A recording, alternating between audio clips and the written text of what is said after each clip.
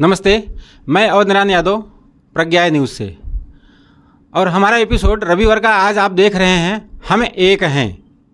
मित्रों, जैसा आप जानते हैं समाज में कई तरह के लोग होते हैं, तो समाज को एकत्रित करने की आवश्यकता होती है। इस विषय पर हमने ये आयोजन रखा है। इससे पहले हम आपको एक कविता बता देते हैं, दोहा बता देते हैं। कबीरा कुआं एक है, पानी भरे अनेक, बर्तन में ही भेद है, सब में पानी एक। तो हमारे समाज के सारे लोग अलग अलग हैं, लेकिन आज यहाँ एक छत के नीचे इकट्ठा हुए हैं। सारे समाज के लोगों से हम बात करते हैं और वो अपना परिचय खुद देंगे। तो हम शुरुआत करते हैं विश्वकर्मा समाज से। सर, आपका नाम और समाज के बारे में बताते जाइए। मैं मोतीलाल शर्मा विश्वकर्मा समाज के अध्यक्ष हूँ, वलसाड जिला, गुजरात। अभी हमारे समाज में ऐसा है कि हम हर साल 2013 से मेरा रजिस्ट्रेशन है और हर साल हम लोग विश्वकर्मा पूजा का रखते हैं लक्ष्य। और 17 सितंबर को हम बहुत भारी मात्रा में पूजा करते हैं। और छोटे से लेकर के जो गरीब हो, बड़े हो, छोटे हो, हम भेदभाव नहीं रखे हैं। और इसमें हम सबको जाके सामने से आमंत्रण देते हैं, कार्ड पहुंचाते हैं और घर घर से मिलते हैं और सबको एक साथ जुड़ने का प्रयास करते हैं। अभी हमारा ये 2024 का जो गया, इसमें हम अभी बुलाए थे, अपना रमन पाटकर भी आए थे और आकर के हम लोग को साथ में मिले जुले सब कुछ हुआ। और हम चाहते हैं कि सब लोग के साथ हम लोग और सब जुड़े ही रहें और जुड़ते चलें। अगर हमसे भी कहीं ज़रूरत पड़े तो आप बोलिए, तो हम रेडी हैं जुड़ने के लिए और समाज को साथ लाने के लिए। क्षत्रिय समाज से मेरा नाम रविंदर सिंह है और मैं उत्तर भारतीय क्षत्रिय समाज का इस समय अध्यक्ष हूँ। क्षत्रियता हमारी एक ऐसी है कि हमारे समाज के लोग तो इकट्ठा होते ही हैं। दहेज प्रथा है, बहुत सारी प्रथाएं थी जिसको काफ़ी धीरे धीरे दूर किया गया है। लोग एक दूसरे से जुड़ते गए हैं और हमारा तो पहले से ही मोटो रहा है कि हमारे लिए तो सभी एक हैं। हमने तो कभी ना तो जातिगत भेदभाव किया, ना तो समाज को बांटा। और क्षत्रियता वही है जो सबको साथ में लेके चले। हम तब भी उसको मानते थे, आज भी मानते हैं। फ़र्क इतना पड़ा है कि आज जो नई सरकारें बन रही है, यहाँ के जो राजा बन रहे हैं उसको लोग चुन रहे हैं 5 साल के लिए, ज़िंदगी भर के लिए। चीज़ें तो आज भी वही है। आज सेना ने क्षत्रियों का जगह ले लिया, जितने IAS बाबू लोग हैं वो ब्राह्मणों का जगह ले लिया। आज हम लोग व्यापारी हैं, वो हम लोगों ने बनियों का जगह ले लिया। और आज भी जो सेवा कर रहे हैं लोग, जो सफाई कर्मी है, ये है, शूद्र है, तो जाति तो तब भी थी, आज भी है। केवल देखने का नज़रिया अलग है। और हम तब भी एक थे, आज भी एक थे। ये पॉलिटिकल पार्टियां बांटने रही हैं, रसगुल्ला बांट रही हैं, जिसके पीछे में लोग घूम रहे हैं। ज़रूरत नहीं है, सबको एक रहना है और एक थे और एक ही रहेंगे। केवल सिंपल सलूशन है, हम सनातनी हैं और सनातनी होना ही हमारे लिए गर्व की बात है। हम यादव समाज की तरफ जाते हैं। सभी को नमस्कार। मैं सुरेश यादव और यहाँ पिछले 46 वर्षों से वापी को अपना कर्म क्षेत्र बनाया हूँ। इसके पहले मैं बम्बई में रह चुका हूँ और आने के बाद लगभग 8-10 साल के बाद मैंने यहाँ पर यादव जन सेवा समिति के नाम से एक संगठन चालू किया, जिसमें लोग, बड़े से बड़े लोग और छोटे से छोटे लोग सब जुड़े हुए हैं। और हम लोगों का मेन मकसद यही है कि समाज का कल्याण हो, समाज का उत्थान हो, हर समाज के लोगों का उत्थान हो। उसी ध्येय से हम लोग इस काम में लगे हुए। इस संगठन का काम भी इसी तरह से कर रहे हैं हम लोग। पिछले यहाँ आप लोगों को पता होगा कि कृष्ण जन्माष्टमी का बहुत बड़ा प्रोग्राम पूरे सूरत तक, मतलब वापी उमरगाम से लेकर सूरत तक के बीच इतना बड़ा जन्माष्टमी का कार्यक्रम कहीं नहीं होता था। हम लोगों ने चालू किया था वापी में, करीब 19 साल तक हम लोगों ने चलाया। लेकिन कारणवश, किसी कारण से, उसमें क्या, हम 3-4 लोग मेन थे और सबकी तबीयत एक साथ में ख़राब हुई। उसमें तो कुछ लोग हमारे आ भी नहीं पाए वापस, अभी भी गांव में हैं। और 19 साल तक हम लोगों ने बड़े हर्षोल्लास से मनाया। ये इस तरह से तो मैं तो यही चाहूँगा कि सनातनी तो हम सब है। मानव जाति में जन्म लिए हैं तो हम सब सनातनी हैं। हम बस यही है कि मतलब बहुत ज़्यादा समय नहीं लूँगा मैं, क्योंकि ये विषय ऐसा है कि ये तो चलेगा तो बहुत देर तक चलेगा। लेकिन हमको सनातन के विषय में समझाना है लोगों को। सनातन क्या है, सनातनी क्या है, उसको समझाना, ये सब हम लोगों की जवाबदारी बनती। धन्यवाद। बता दीजिए। मैं हरे राम गुप्ता, देवरिया उत्तर प्रदेश का मूल निवासी हूँ। मैं अखिल भारतीय मदेशिया वैश्य सभा का गुजरात प्रांत का प्रांतीय उपाध्यक्ष हूँ। हम लोग अपने समाज के जो सबसे बड़ी यहाँ पे समस्या है, हमारे समाज के लोग जैसे कोई बोल रहे 1950 में यहाँ चले आए, कोई 60 में चले आए, तो विभिन्न इलाके से आकर यहाँ अपना अपना रोजगार बिजनेस करने के लिए सब लोग सेटअप होते गए। हमारे समाज की जो सबसे बड़ी समस्या इस समय वर्तमान में है, वैवाहिक समस्या है।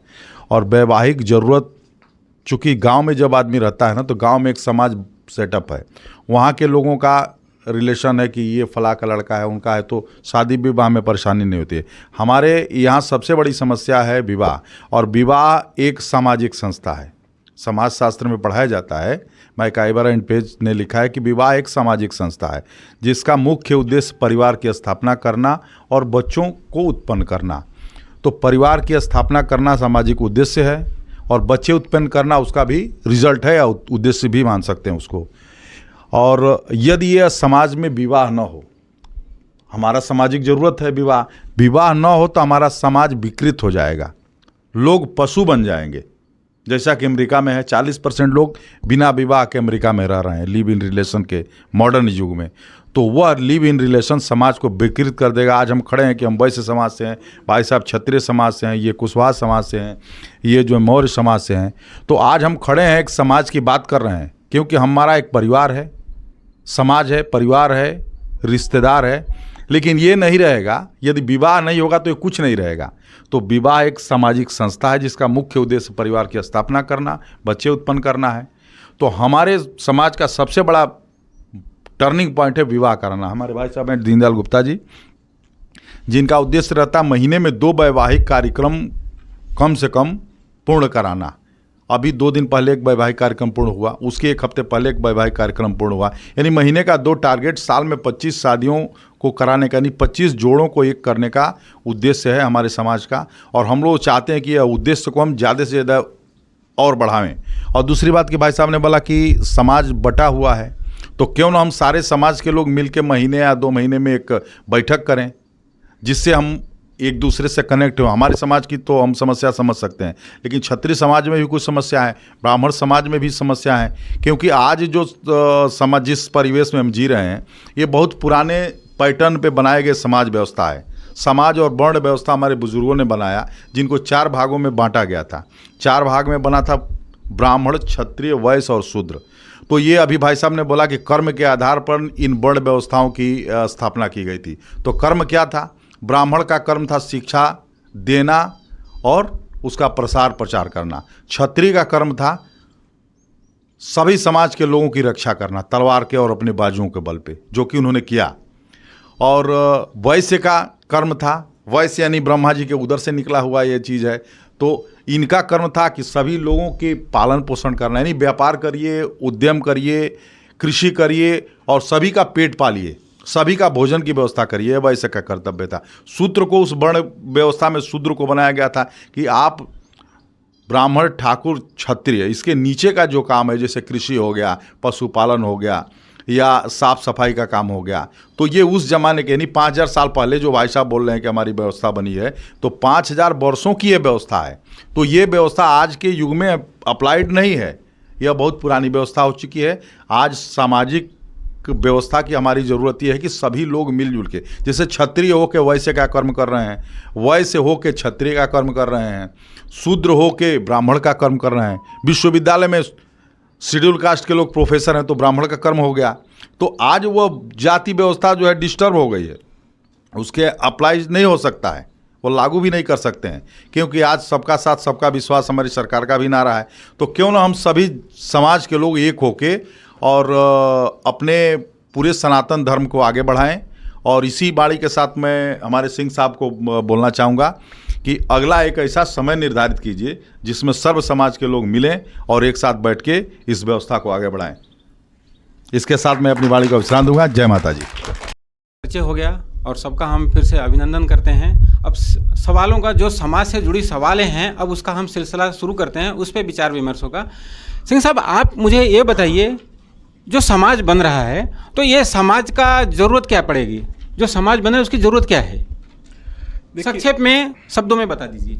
समाज, देखो, मनुष्य की एक प्रकृति है एक जगह रहना। सामाजिक परिवेश ऐसा होता है कि अगर आप सामाजिक नहीं हैं तो आप पशु हो जाएंगे। समाज एक ऐसा है कि मानव गुण है एक दूसरे का दुख सहन करना, एक दूसरे के सुख में पाटीदार होना, एक कल्चर, एक खान पान, एक उठना बैठना, इसके लिए समाज का निर्माण हुआ। एक लक्ष्य जो है वो समाज का निर्माण करता है। तो सामाजिक परिवेश का अपने अपने जगह पे ज़रूरत है और हर समाज में वो ज़रूरत है। हर समाज में ज़रूरत है, क्योंकि एक लक्ष्य मिल जाता है आपको, जीवन शैली और एक पद्धति मिल जाती है कैसे रहना है। तो ये जो समाज बनते हैं, तो क्या कभी ये सारे समाजों का मिलन हो सकता है आपस में? अगर हो सकता है तो कैसे हो सकता है, उसके ऊपर आप संक्षेप में बताइए। आप नाम हो सकता है, वो होगा कैसे? जब हम संकट में आएंगे तो अपने आप हो जाएगा, हमको करने की भी जरूरत नहीं पड़ेगी, लोग अपने आप जुड़ जाएंगे। और ये हमारा इतिहास कहता है कि जब आदमी संकट में आता है तो अपने आप वो बना लेता है। जैसे अभी बांग्लादेश, अभी सबसे पहले बांग्लादेश का उदाहरण ही देख लीजिए। वहाँ हिंदू बहुत ही माइनॉरिटी में थे, लेकिन फिर भी जब ये यहाँ वहाँ हिंदुओं को तकलीफ शुरू हुआ तो उन्होंने अपना सब एक साथ हो गए हैं, एकजुट हो गए हैं। और इसी तरह से यहाँ भी होगा। खैर यहाँ तो प्रयास करेंगे कि ऐसी स्थिति ना आए, इसके पहले ही हम सब मिल के जुड़ के एक संगठित समाज बनाएं। तो जैसे अब दूसरा है क्या, जो सामाजिक कार्य होते हैं हमारे, मेल मिलाप के हो गए, तो कभी कभी एक कार्यक्रम जो होते हैं हम दूसरे समाज को अपने समाज में बुलाने का कार्य करते हैं। जी, हम करते हैं। या अगर नहीं करते तो उसके लिए क्या किया जा सकता है कि मिला के समाज एक में हो सके? नहीं, प्रयास तो करना पड़ेगा मिलाने के लिए, जोड़ने के लिए, एक दूसरे से मिलना पड़ेगा, एक दूसरे के निकट रहना पड़ेगा, कंसल्ट रखना पड़ेगा, तब जाकर के हम लोग मिल सकते हैं और जुड़ेंगे। क्यों नहीं जुड़ेंगे? जुड़ सकते हैं ना। हम एक दूसरे को नहीं समझेंगे तो कैसे जुड़ेंगे? ऐसा है। मोतीलाल शर्मा नाम है मेरा। जैसे सिंह साहब, एक सवाल और आपसे था कि जो धार्मिक आंदोलन होते हैं, तो उस धार्मिक आंदोलन में क्या होता है, हम अपने समाज को समझा देते हैं, अमुक लोग अपने समाज को समझा देते हैं। तो इसके लिए ऐसी क्या योजना बन सकती है, आप बता सकते हैं कि जैसे धार्मिक आंदोलन हो तो हम सब समाज के मुखिया लोग एक जगह बैठ करके उसको आंदोलन करें और वो बहुत ही अच्छा सफल हो?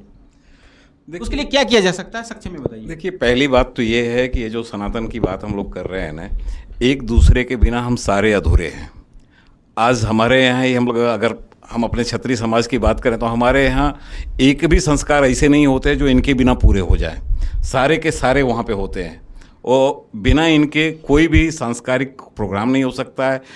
पैदाइशी से लेकर मृत्यु तक सबकी ज़रूरत रहती है। तो ये समाज है ही एक, हम ज़बरदस्ती इसको अलग अलग बांट रहे हैं।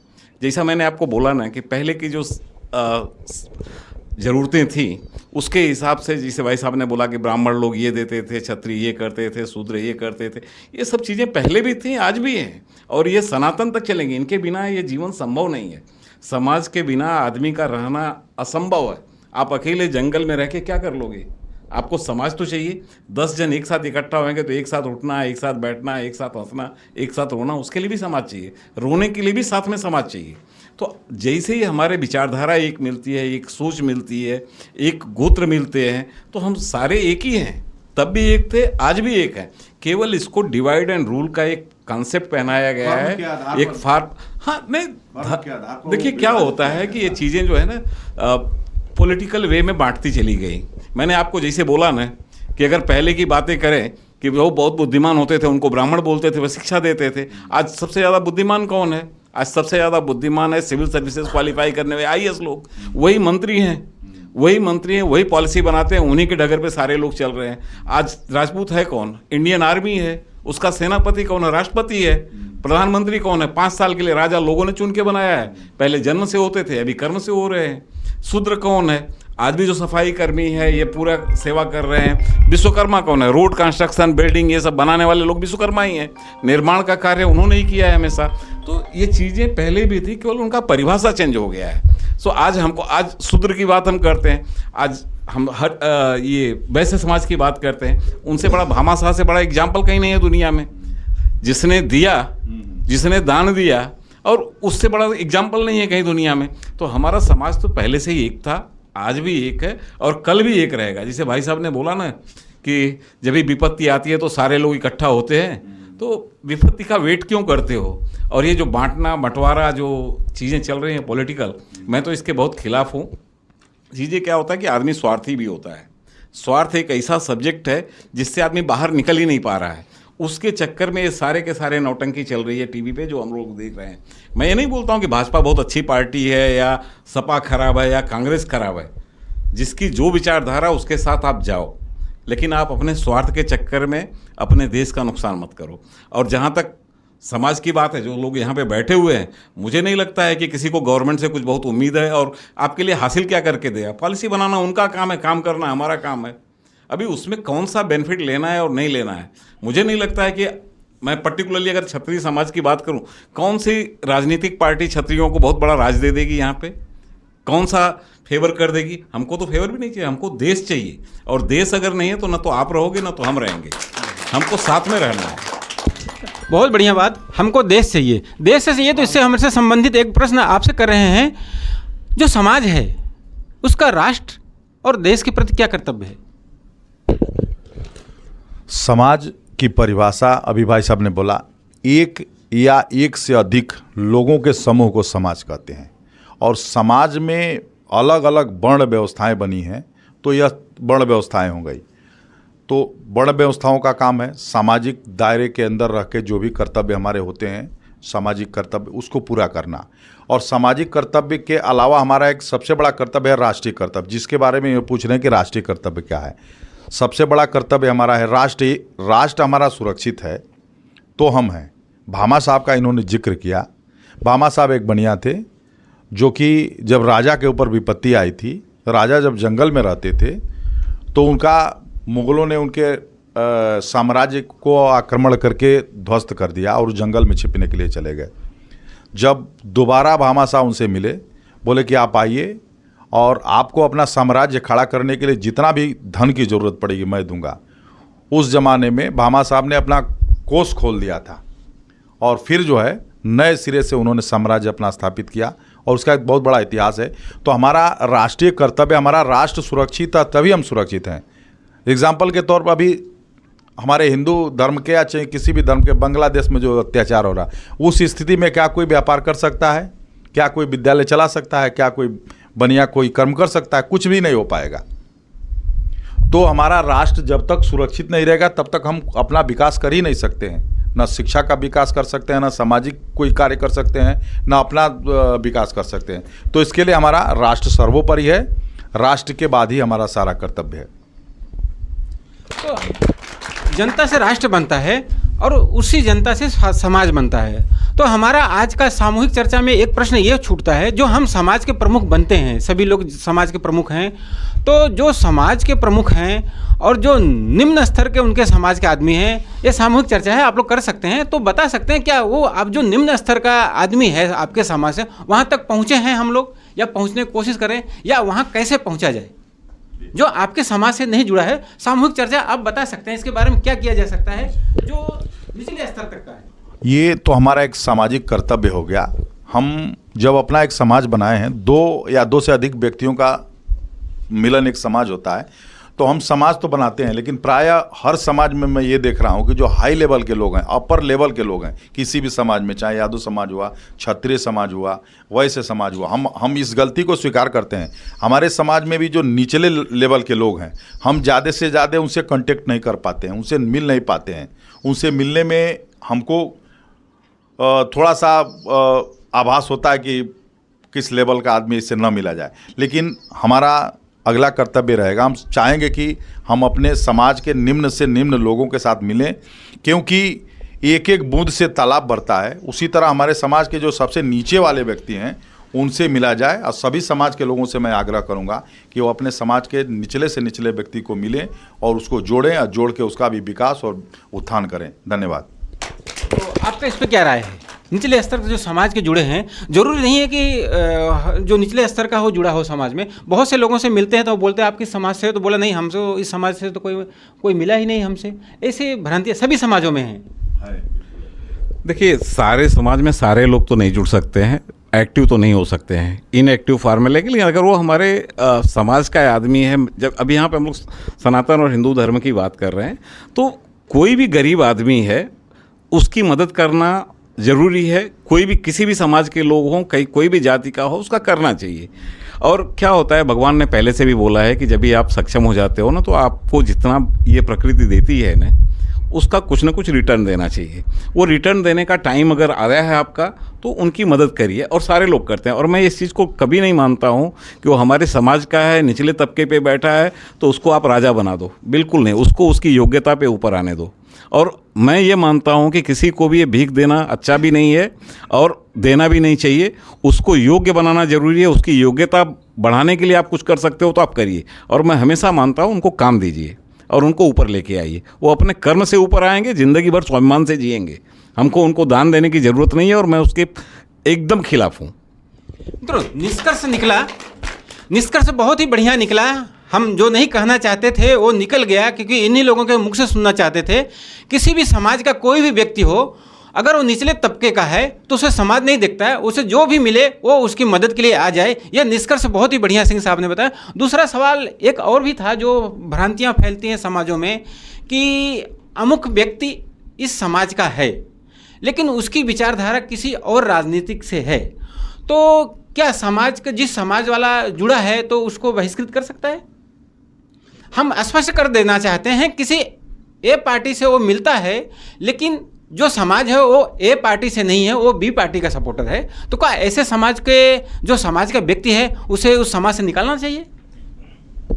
सामूहिक चर्चा बताइए, क्या करना चाहिए? बिल्कुल नहीं निकालना चाहिए। और मैं तो इसके ऊपर, हमारे सब भाई लोग हैं, एक चीज़ मैं बताना चाहूँगा और बोलना भी चाहूँगा। धर्म जो है मानवता है। भाई अगर मैं यहाँ से जा रहा हूँ, कोई साइकिल सवार जा रहा है, उसको कोई अगर मार रहा है, तो भाई मेरा ये धर्म या मानवता ये कहता है कि मुझे वहाँ पर जय श्री कृष्ण, हमें खड़े रह के ये जानना चाहिए कि वो उसको क्यों मार रहा है, क्या कारण है। क्योंकि कमज़ोर के ऊपर तो सभी प्रयोग करते हैं। तो ये चीज़ हमें मानवता के साथ, मानवता का भाव अपने अंदर हम डेवलप कर लेंगे तो अपने आप ये सब हो जाएगा। जो हम समाज, हमारे समाज हैं, तो उस समाज में हम कभी ऐसा सोचे हैं क्या, कभी या सोच सकते हैं या कर सकते हैं कि हमारा सारा समाज किसी एक दिन, किसी एक पर्व पे सारे समाज के प्रमुख लोग एकत्रित होकर अपने समाज की चर्चा, या निचले तबके किसी भी समाज का व्यक्ति हो उस पर चर्चा कर सकते हैं? देखिए, ऐसा है कि यहाँ पे बहुत सारे समाज इसीलिए कॉमन बनाया था। अभी अगर हम लोग नॉर्थ इंडियन की बात करें तो उत्तर भारतीय समाज यहाँ पे बना ही था। हिंदू संगठन बने हुए हैं, आरएसएस की ब्रांच है। ये सारे समाज, सार्वभौमिक समाज एक ही जगह है, कोई अलग अलग नहीं है। ये इंडिविजुअल ज़रूरी नहीं है कि आप हमको बुलाइए, हम इनको बुलाएं या इनको बुलाएं। आज राष्ट्रीय स्वयंसेवक संघ क्या है? सारे समाज के लोग हैं। आप जुड़ना चाह, आपके अंदर भारतीयता है, आपके अंदर हिंदुत्व है, आपके अंदर देश प्रेम है, तो आप जुड़िए आरएसएस के साथ। सारी जातियाँ वहाँ पे एक हैं, कौन अलग है? और वो तो नहीं बोलते हैं कि आप शूद्र हो, आप क्षत्रिय हो, आज ब्राह्मण हो, आप यादव हो, सारे एक हैं, सारे एक जगह जुड़ते हैं। और कभी पॉलिटिकल पार्टी का सपोर्ट और देश सेवा दोनों अलग अलग चीज़ें हैं। मैं कभी ये नहीं मानूंगा कि ये पॉलिटिकल पार्टी देशभक्त नहीं है, ये देशभक्त है। लेकिन निजी स्वार्थ एक ऐसी चीज़ है ना, हर आदमी का डीएनए बहुत ख़राब होता है, वो अपने डीएनए के चक्कर में बर्बाद हुआ जा रहा है। इतिहास से लेकर के, तब से लेकर के आज तक आप देख लो, ये देश में जो कुछ भी हुआ है उसके डीएनए के लिए ही हुआ है। हम लोग बोलते हैं ना कि महाभारत काल में चले जाओ, शादियाँ होती थी एक दूसरे में, कहाँ नहीं होती थी। आज अगर गोवंश की बात देख लो, कृष्ण की बुआ हुआ करती थी कुंती, उनका मामा हुआ करता था कंस। सो ये सब एक दूसरे से जुड़े हुए थे। भीष्म की मम्मी हुआ करती थी कोई। तो ये सब चीज़ें तो क्या है कि वैदिक काल में चली आ रही हैं, सब एक दूसरे के साथ जुड़े हैं। जो शूद्र हैं वो ब्राह्मण के लेख लिखा करते थे, ये सबको पता है। लेकिन हम उन चीज़ों को मानना नहीं मानना, और क्या होता है, इतनी कटुता इस राजनीति ने फैला दी है ना कि वो राजनीतिक प्रतिद्वंदता 5% गवर्नमेंट जॉब आपको क्यों चाहिए आपको। और हम इतनी जाति की बातें करते हैं ना अपने यहाँ, हम लोग बहुत जातिवादी हैं, हमारा समाज है, अपने समाज का गाना गाते हैं। आप सक्षम हो गए तो अपने समाज के लिए पीछे जगह छोड़ दो ना, जो गरीब है उनके लिए छोड़ो। अगर आपको सत्ता मिल गई है, आप अगर गवर्नमेंट एम्प्लॉई हो गए हो एक बार, तो छोड़ दीजिए ना, आपके बच्चों को तो ज़रूरत नहीं है, तो जो गरीब हैं आपके समाज के ऊपर आने दो। हम ही हैं जो हमारे समाज के निचले तबके को ऊपर नहीं लाना चाहते। सो ये जो तकलीफ़ है ना, ये तकलीफ़ के लिए मैं तो क्या बोलूँ, ये तो काम गवर्नमेंट का है, वही करेगी। कैसे करेगी मुझे पता नहीं, लेकिन हमारा सिंपल मानना है कि इस देश के लिए जीना है तो इस देश के लिए कुछ करिए। बाकी का तो समाज अपने आप ऊपर उठेगा। और जैसे भाई साहब ने बोला ना, विपत्ति पड़ती है ना तो बिल्ली भी शेर बन के सामने खड़ी होती है। ये समाज ऐसा ही है और ऐसा ही होने वाला है। अब हम आपसे पूछ रहे थे, तो क्या समाज पे राजनीति हावी होती जा रही है? ये ऐसा तो नहीं है, अपने ऊपर है, हावी होती है कि नहीं होती। अपने समाज जो भी है, अगर चाहेंगे ना तो कुछ भी नहीं हो। सोच, खाली थोड़ा सा सोच का ही फर्क पड़ता है, बाकी तो ऐसा मेरे को नहीं लगता है कुछ। तो यही सवाल हमारा आपसे था, क्या जो आज का समाज है उस पर राजनीति हावी है?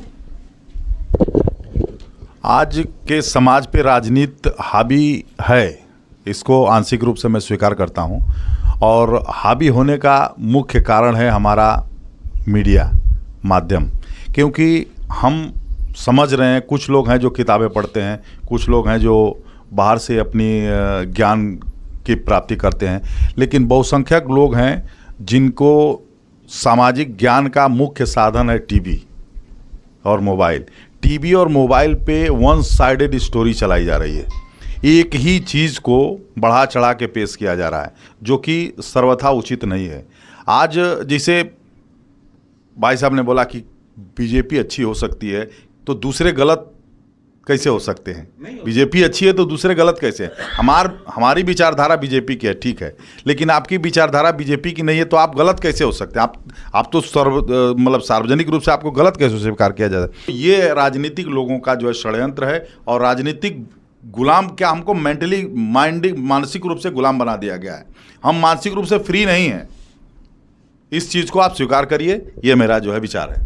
तो और अंतिम प्रश्न है, हम आप सभी बता सकते हैं, एक कैसे हो सकते हैं? हम समाज में रहें, अलग समाज में रहें, लेकिन सारे समाज का एक सामूहिक कार्यक्रम कैसे हो, इसके लिए क्या योजना बना सकते हैं? आप 5 लोग सामूहिक रूप से बता सकते हैं, आप लोग भी बता सकते हैं। अगला कार्यक्रम हमारे सारे समाज का, सनातन समाज का एक कार्यक्रम हो, इसके लिए क्या अच्छी व्यवस्था हो सकती है, क्या अच्छे राय हो सकते हैं? एक शब्दों में आप बता सकते हैं, कोई भी विश्वकर्मा समाज, कोई भी आप लोग बता सकते हैं। कोई भी हो तो अच्छी बात है, हाँ, बुराई हो सकता है। नहीं हो सकती है, हम लोग आपके नहीं हो सकती है, ऐसा नहीं कि नहीं हो सकती है, लेकिन पहले दिल से दिल मिलाना होगा। चाहे आप क्षत्रिय समाज के प्रमुख हैं, आप दिल मिलाने के लिए साहब एक साथ बैठना पड़ेगा। नहीं बैठेंगे ना, बैठेंगे तभी तो, नहीं बैठेंगे के बाद भी बैठा है। और दिल से दिल मिलेगा, उसके बाद अपने आप ये कार्य हो जाएगा कि मतलब कोई भी कार्य मतलब असंभव नहीं है, हो सकता है। दिल से दिल तो मिल गया। हाँ लीजिए, बताइए गुप्ता जी। आइए खड़े होकर बोल दीजिए, एकदम खड़ा होकर बोलिए, बोल दीजिए। समाज को इकट्ठा करने के लिए सबको मिलना पड़ेगा, और सभी लोग अपने दिल से तन मन धन, क्योंकि समाज को आगे ले जाने के लिए तीनों की ज़रूरत होती है। अगर हम कहीं मीटिंग करेंगे, व्यवस्था करेंगे, तो वहाँ भी हमको व्यवस्था की ज़रूरत रहती है। अगर हम बोल दिए खाली तो समाज इकट्ठा हो जाओ तो नहीं हो पाएगा। उसके लिए किसी का मन, किसी का तन और किसी का धन, जिसके पास जो ज़्यादा है वो उसमें सेवा दे। ये तो ज़रूरत है, हर चीज़ की आवश्यकता पड़ती है, और कैसे समाज एक हो सकता है, और भी हम चर्चा कर लेते हैं। बात करिए, बताते मेरा नाम प्रदीप कुमार यादव है, और समाज को एक करने के लिए सबसे पहले हमारा जो कर्तव्य है सभी लोगों का, कि जितने भी लोग हैं समाज के, अन्य समाज को, सभी को एक समान दृष्टि से और सम्मान की दृष्टि से देखना होगा, तभी एक हो सकते हैं। अगर ये हमारे अंदर की भावना रहेगी कि शायद मैं कहीं ना कहीं उससे उच्च हूँ, तो वह समाज में कहीं ना कहीं थोड़ा विघटन का रूप पैदा करेगी। तो जब हम सारे समाज के लोग वैचारिक रूप से एक होंगे, जैसे हम सनातन की बात करते हैं, तो सनातन की बात करते हैं तो हम वैचारिक रूप से एक कैसे हैं?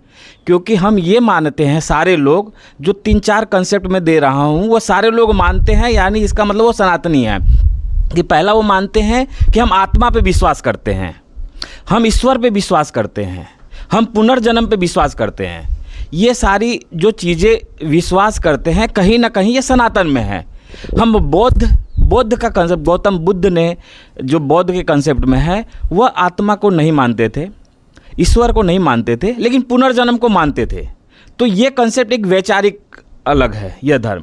उसी तरह जैनों में ईश्वर को नहीं माना जाता है पर आत्मा को मानते हैं, पुनर्जन्म को मानते हैं। तो सबसे बड़ी बात कि जब हम सनातनी या जो भारत में जिन धर्मों का जन्म हुआ है या भारत से जो संस्कृति आई है, वह सभी को समान दृष्टि और आदर की दृष्टि से देखना होगा।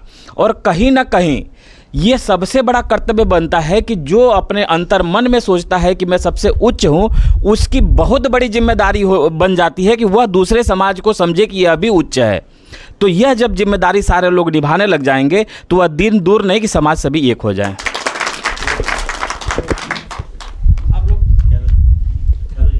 चलिए मित्रों, बहुत ही अच्छा आया है प्रश्न। मैं पुजारी यादव सभी भाई लोग को नमस्कार करता हूँ। समाज की वजह सिंह साहब ने बोला, समाज का सबसे बढ़िया काम करता आज के दिन में आरएसएस। वहाँ कोई जात पात नहीं है। आप शाखा में चले जाइए, कन्नू भाई देसाई भी आएंगे तो भी नीचे बैठते हैं। एक ऐसा वो जगह है कि समाज सबसे बढ़िया काम समाज का वही करता है। वो हर घर जाके, मतलब उसका प्लानिंग कैसा होता है कि ज़मीनी स्तर पे आरएसएस का काम है, ज़मीनी स्तर पे काम करता है। इसके लिए हमारा कहना है कि हर समाज को जातवाद छोड़ के एक मानव धर्म लेकर चलना है और इंसान बन के चलना, वही मेरा कहना है। धन्यवाद। बहुत अच्छा निष्कर्ष निकला है। समाज एक, और समाज एक होने के लोगों ने दिल से दिल भी मिलाया है, एक छत के नीचे हैं। तो हम उम्मीद रखते हैं अगला मीटिंग आप लोग स्वयं करेंगे और हम उसमें आकर के आपको कवर करेंगे। इसके साथ में मुझे एक बात दोहा कह देना चाहता हूँ, खंडित होने से मूर्ति ठोकर खाती गलियारों में, गौरव होता पूरे घर का बटता न यदि दीवारों में। तो हम दीवारों में नहीं बटेंगे, हम एक रहेंगे और एकता में हमारी गौरव है। और हम वापस सारे मित्रों का, सारे संगठनों का, सारे समाजों का स्वागत करते हैं और उन्होंने अपना समय दिया, इसके लिए बहुत बहुत धन्यवाद। हम अपने स्टूडियो वापस चलते हैं। धन्यवाद।